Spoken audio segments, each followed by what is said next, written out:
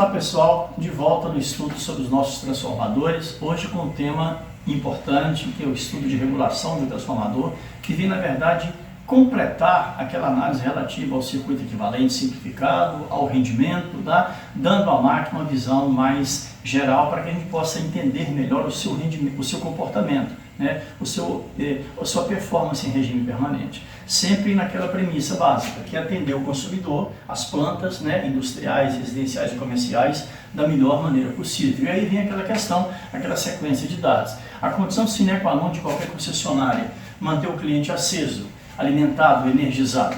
Feito isso, que de preferência com tensões e frequências de padrões CEMIG, de padrões nominais, tá certo? Tensão e frequência de sistema interligado, tá? Se além disso conseguimos fazer com que isso aconteça com a máquina, ou no caso do transformador, alimentado, trabalhando próximo ao seu rendimento máximo, sensacional. Estamos agregando eficiência energética ao sistema. Perfeito? Mas para que isso aconteça é importante que conheçamos o que é o rendimento e qual condição tem que ser atendida para que a máquina se aproxime do rendimento máximo. Finalmente chegamos no estudo importante, mas muito importante, eu tenho percebido que tem sido delegado um plano quase secundário atualmente, o que acontece com essa tensão V2. Eu tenho dito muito a vocês que quando a máquina opera em regime permanente, ela está com a tensão nominal, nem 1 volt a mais, nem 1 volt a menos. O que significa isso? Significa dizer que essa tensão aqui fica estável. Agora, convenhamos, a prática mostra que quem alimenta de fato essa planta como um todo, na ótica da concessionária, é o E2. E quando se fala E2, subentende-se E2 vinculado a E1, que foi refletido no secundário pela relação de transformação, o que significa que o E2 é um valor fixado pela relação N1 e N2 e está definido assim. Perfeito? Então, qualquer corrente que circula por essa impedância, e vamos lembrar que a impedância do lado de alta já está refletida aqui pela relação de transformação, então qualquer queda de tensão verificada lá já foi trazida para cá por esta relação, então essa queda significa que o V2 deverá flutuar um pouco em função não só do módulo dessa corrente, definido pela impedância, também pelo ângulo dela, definido por esse fator de potência. Então é muito importante avaliar o que acontece, né, com essa corrente sobre essa impedância, porque quanto maior for essa queda, significa o quê? Que essa tensão V2 tende a ser relativamente menor. E aí, gente, nós podemos entrar num círculo vicioso muito perigoso, que, claro, um raciocínio limite pode levar a queima da máquina até para sobrecorrente, nem para sobrecarga. Como assim? Admitamos que essa máquina alimenta uma carga que demanda uma potência constante. Então, estou definindo uma demanda de potência fixa. Não esqueça, essa máquina é uma máquina de corrente alternada. Ela demanda volt-ampere, tá? Se por uma razão qualquer que seja, esse V2 começa a cair, a carga diz assim para o transformador e para a CEMIG, é claro, olha, eu não tenho nada com isso, eu preciso continuar a consumir o mesmo nível de potência. Então, o que acontece naturalmente? Se a tensão começa a cair, a corrente começa a crescer para fazer a devida compensação. E quando essa corrente cresce, aumenta a queda de tensão sobre essa impedância. Se essa queda aumenta, significa que o V2 sofre um novo achatamento. Ora, se o V2 cai mais um pouco, o I2 cresce mais uma vez para fazer a compensação, aumentando a queda na impedância, que faz cair V2, e isso pode conduzir a uma situação muito delicada e pode colocar a instalação numa situação realmente muito complexa. Então é preciso entender isso melhor. E se você parar para pensar, eu estou me referindo basicamente à lei de Kirchhoff das malhas.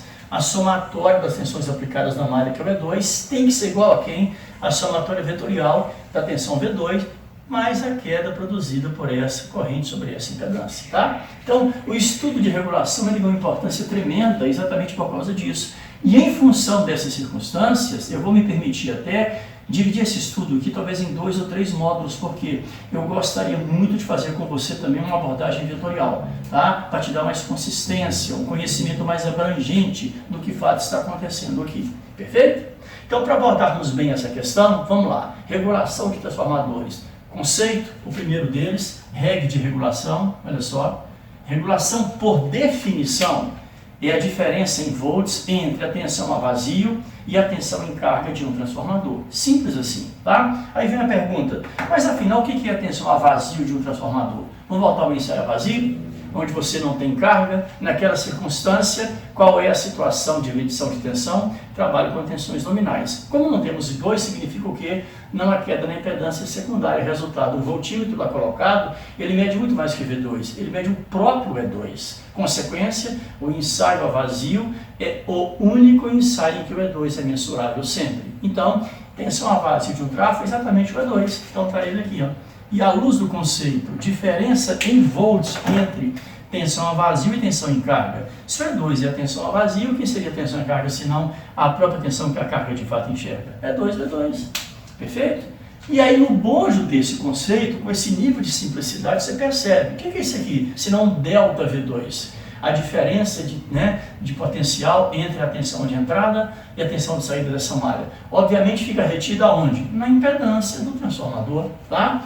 E como aconteceu o correndimento, é bom frisar. Segundo a norma, ensaios, cálculos, análises preliminares de rendimento e regulação devem ser feitos com a máquina em carga nominal. Fator de potência, alguns autores até defendem que seja com fator de potência unitário também.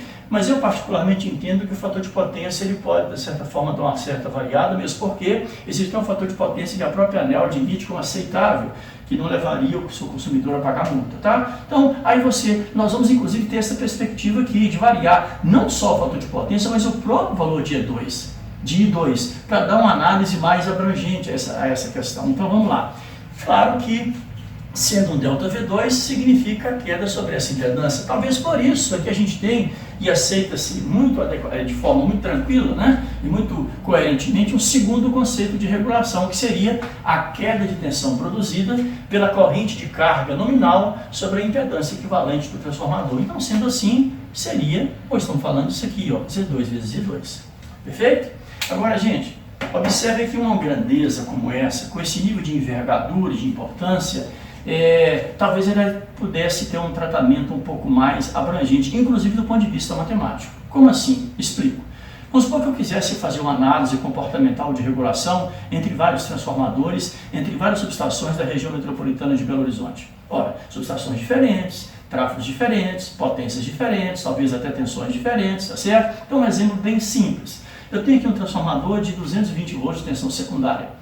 Foi colocado em carga nominal, medi a regulação e calculei, encontrei 11 volts, vamos deixar esse valor aqui, tá? Mudei de bairro, de localidade, etc, uma outra situação de carga, um trafo aqui de 440 volts de tensão V2, secundária, carregado nominalmente, mesmo grau de regulação, medida 22 volts, 22, 11, a princípio nada a ver uma coisa com a outra. Terceiro exemplo, uma outra subestação, outra situação de carga, um trafo de 1000 volts, também carregado nominalmente. A gente tem que manter o padrão de carga até para que a comparação seja factível, tá? 1000 volts, carregado nominalmente, regulação medida de 50 volts. Acho que isso é suficiente. Pergunto eu, o que tem a ver 11 volts com 22 e com 50? São valores absolutos totalmente distintos, tá? Com trafos inclusive diferentes. Mas se pararmos para pensar, 11 representa 5% de 100, de 220, perdão, 22, 5% de 440, 50, 5% de 1000. Então, significa que quando nós damos um tratamento percentual à regulação, nós temos essa perspectiva e essa prerrogativa. Podemos analisar todos eles sobre o mesmo pacote e fazer uma comparação bastante importante, bastante fidedigna. Então, por isso mesmo, a regulação, de uma maneira geral, apesar que os conceitos são esses, é muito comum que seja apresentado em termos percentuais. E para fazer isso, vamos precisar de um referencial. Tá? E aí vem uma questão pragmática. Um referencial para algo dessa natureza deveria ser, a princípio, algo imutável, constante, fixo, que serve, por exemplo, como referência e como base. Ninguém melhor do que o E2 para fazer isso. Agora, convenhamos, gente, uma situação de fábrica, de planta, você vai fazer uma medição em planta, você só pode medir o E2 se você colocar todo o circuito da subestação desligado, colocar o transformador vazio.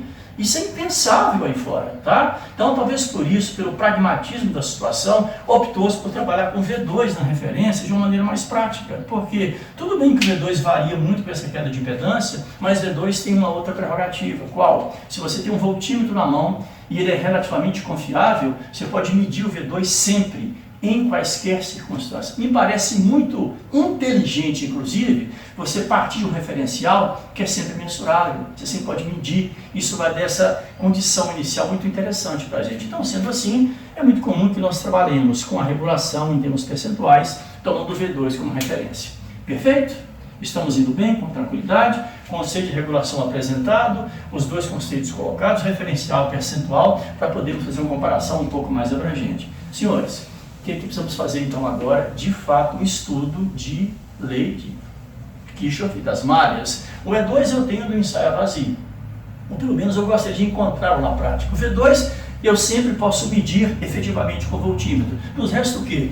Um estudo interessante dessa queda sob impedância e feito com eficiência, com competência, tá certo? De maneira efetiva, tá? Científica. Então, o que nós precisamos de fato? Vamos fazer o seguinte, vamos voltar no ensaio de curto-circuito, tá? Vamos pegar os dados relativos, por exemplo, à resistência equivalente do transformador, dado no ensaio de curto, a resistência equivalente estaria aqui, tá? A reatância equivalente do transformador, a impedância equivalente dele e, por que não, o ΔT. Perfeito? Então, de posse desses dados do ensaio vazio, ou mesmo do dossiê do próprio transformador, se a máquina estiver pronta e operacional, toda máquina, pelo menos uma vez na vida, passou por esses ensaios, vazio e curto, até para que o circuito seja modelado, tá? E olha o que eu vou fazer aqui, coisa minha, senhores. Recebendo as informações relativas a RE, resistência equivalente, a XE,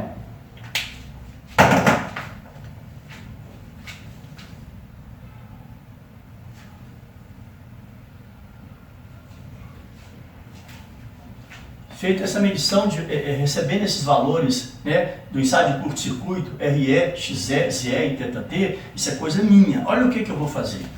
Resistência equivalente, reatância equivalente, impedância equivalente e o ΔT talvez nem tanto, porque ângulo não tem lado, tá? Mas eu não entendi isso, Marcos. Aqui você escreveu os valores relativos às impedâncias equivalentes em vermelho e aqui em preto. Por quê? Detalhe, como eu disse, coisa minha, né? Jeito de trabalhar, né? Específico. Eu recebi esses dados do ensaio de curto.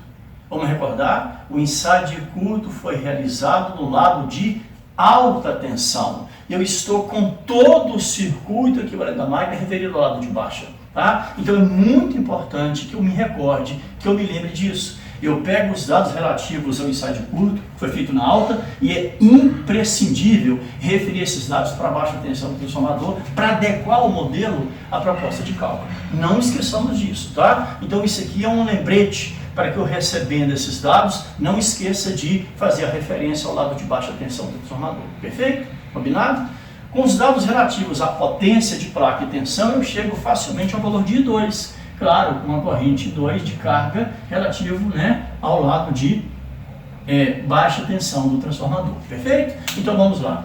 Como que eu gosto de trabalhar, gente? Olha só, pode parecer uma coisa retrógrada, um tanto quanto antigo, antiquadra, mas eu gosto de trabalhar ainda assim. Olha o que eu faço. Uma folha de papel milimetrado, formato A0, um compasso, um bom compasso, uma boa régua, um bom jogo de esquadros, tá certo? Um transferidor, vamos lá?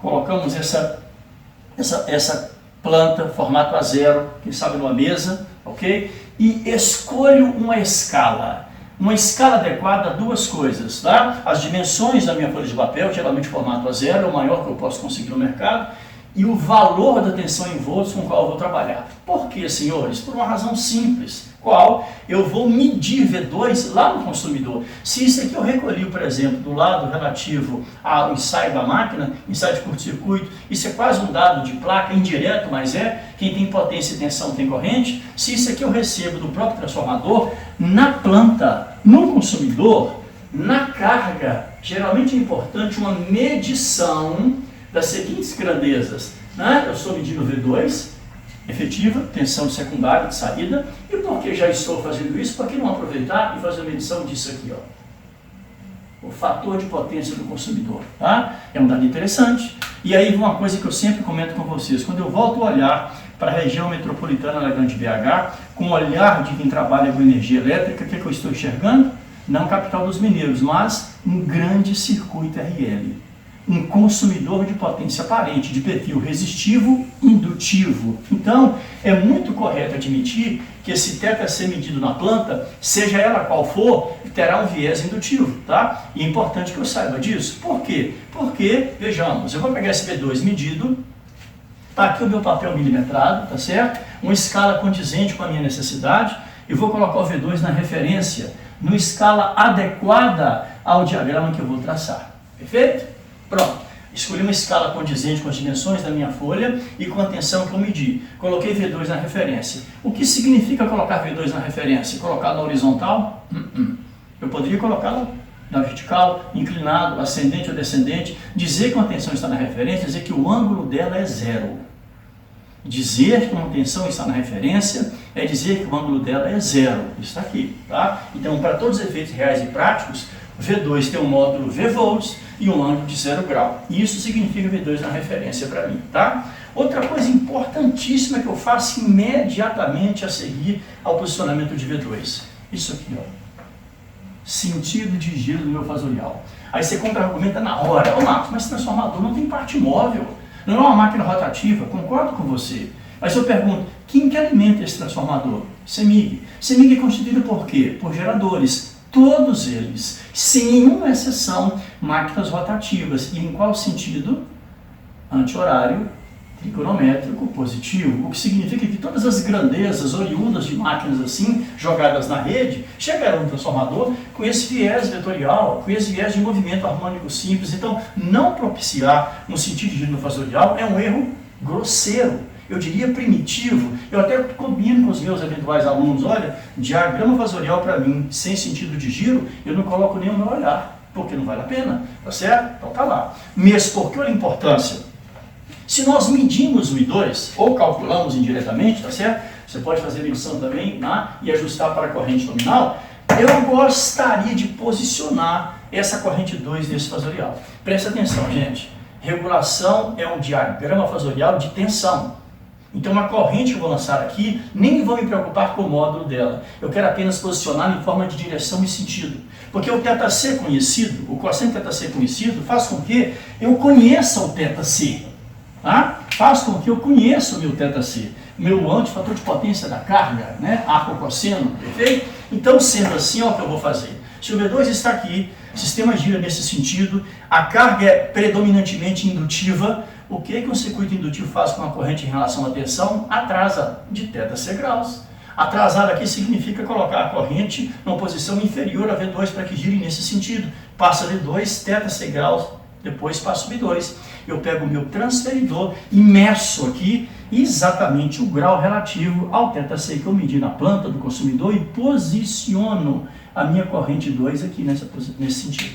Perfeito? Repito, o diagrama de regulação é um diagrama de tensão em volts, mas isso aqui significa a direção da corrente, o sentido dela em relação à tensão que de fato a carga recebe. Tá? Eu entendo que essa prerrogativa inicial é decisiva para condições que estaremos a discutir posteriormente. Perfeito? Então, ok. O V2 já está posicionado no meu papel milimetrado adequadamente, medido, referência, 0 grau, bacana. Bom, eu pretendo chegar no V2 até para encontrar regulação clara na carga, na planta, uma coisa real de fato. Tá? Se eu estou aqui, o que eu preciso? Excursionar sobre a queda, sobre essa impedância para somar essa tensão com essa queda, encontrar essa aqui vetorialmente, perfeito? O que eu preciso? Eu vou pegar então a resistência equivalente e detalhe, referida já ao lado de alta tensão e vou multiplicar pela corrente de carga nominal.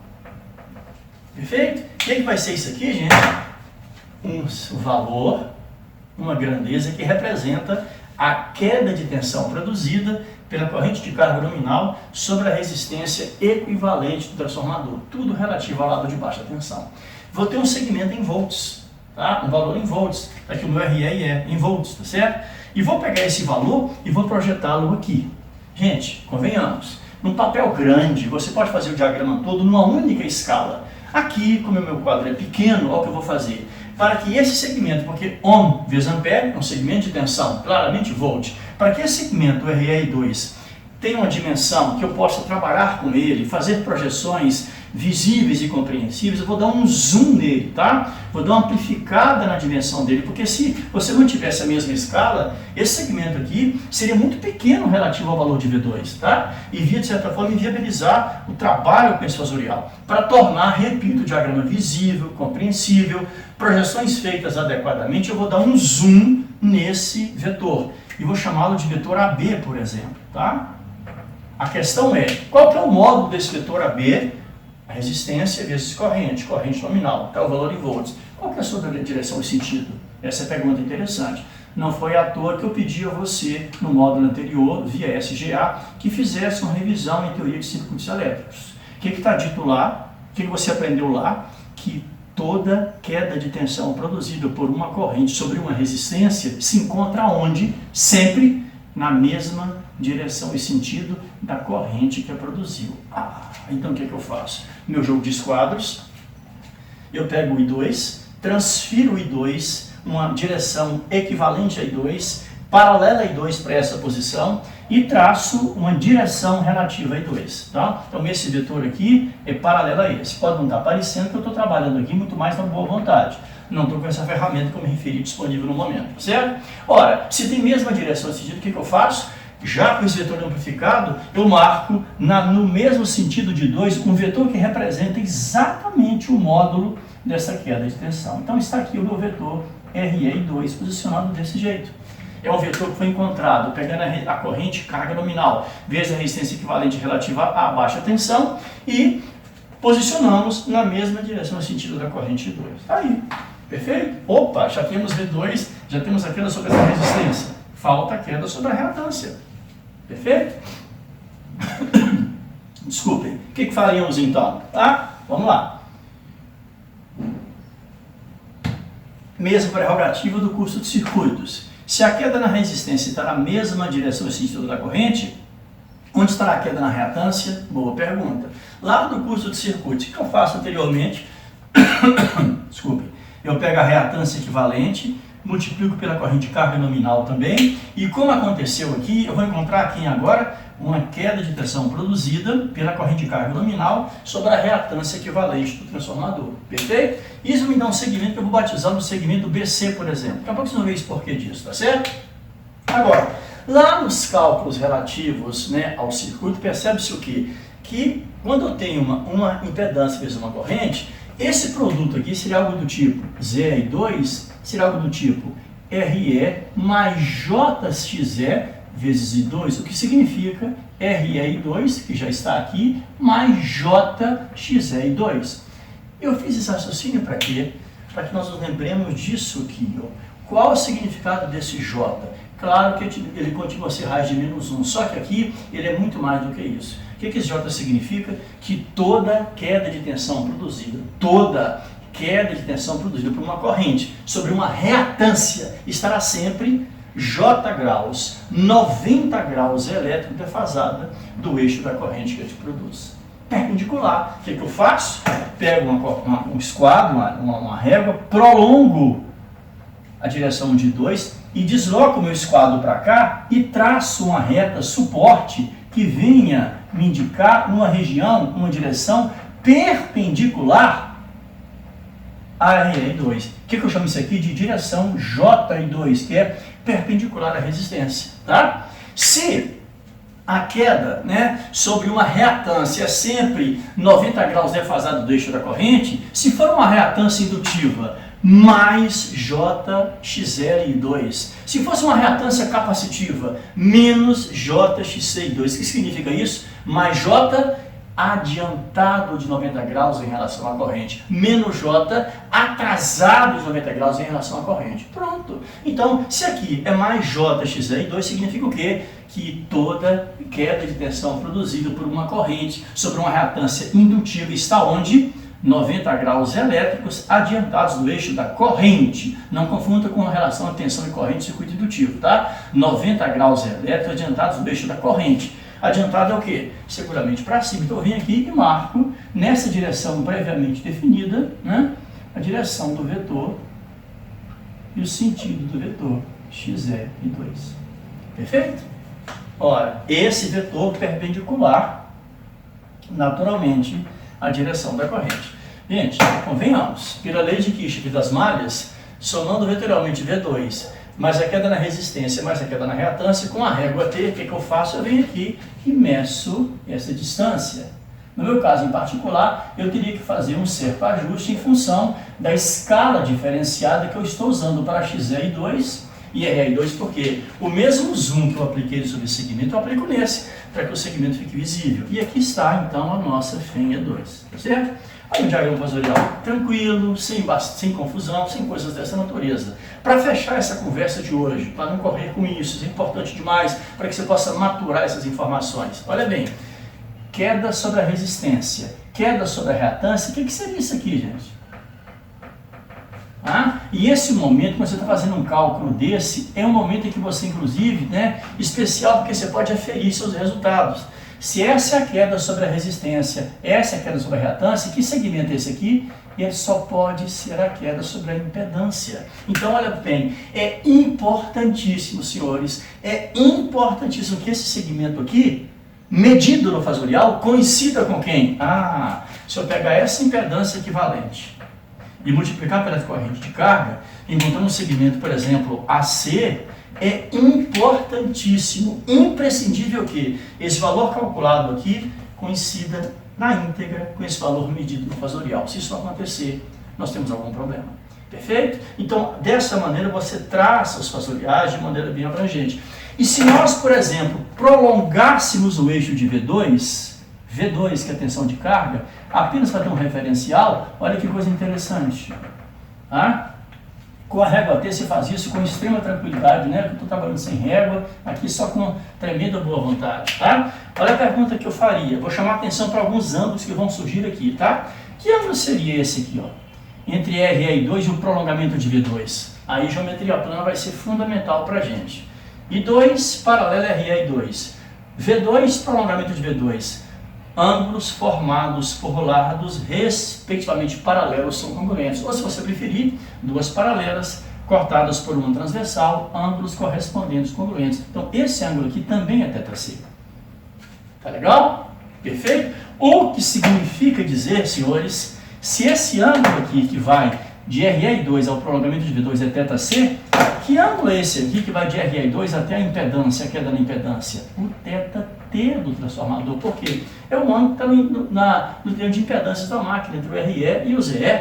Então, observem o que eu disse há poucos instantes, que qualquer profissional com o mínimo de bom senso estaria esperando uma relação entre o ângulo de fator de potência do circuito do transformador e o ângulo de fator de potência da carga. Muito bem, esse ângulozinho azul, que nem o nome específico vem para ele, ângulo azulzinho, seria quem basicamente aí? Grave esse valor, tá? Do fasorial, θt menos θc. Ângulo de fator de potência do transformador menos o ângulo de fator de potência da carga. Tá? Importante demais.